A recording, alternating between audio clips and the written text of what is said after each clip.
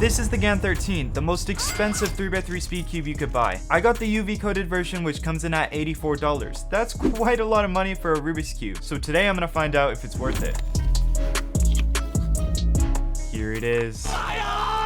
The box is magnetic. This is so premium already. They also put the adjustment tool in the box, and they simplified it a lot. It also comes with this really nice GAN bag. I love the darker blue. And then it also comes with this pamphlet. Hold on, do you think it's the same one that they've had in their last 20 releases? Did they switch it up? Nah, it's the same one.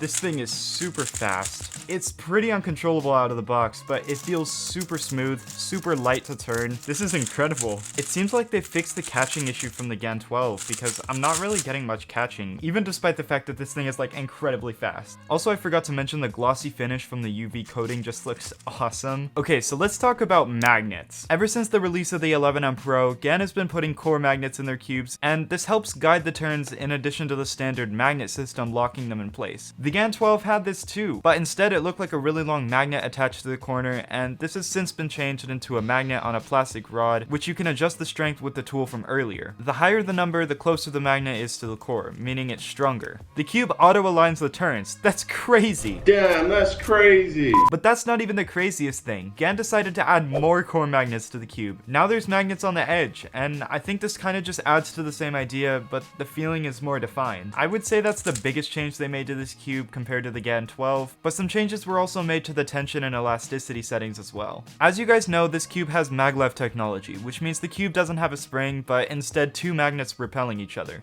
You can adjust the elasticity with the metal tool that it came with. The top set of numbers range from 1 to 6, and 1 is the tightest setting and 6 is the weakest. You can also adjust the tension of the cube, which is the bottom gear looking thing. This one also has 6 settings, but works the opposite way. 1 is the weakest and 6 is the strongest. What I really like about this cube is that it doesn't feel like a replica of older GAN cubes. It feels pretty different to the GAN 12 based on the ones that I've tried, and it just feels like a new and refreshing release, which is awesome to see. I actually really like this a lot, but it definitely hasn't reached its full potential yet. I gotta set this thing up.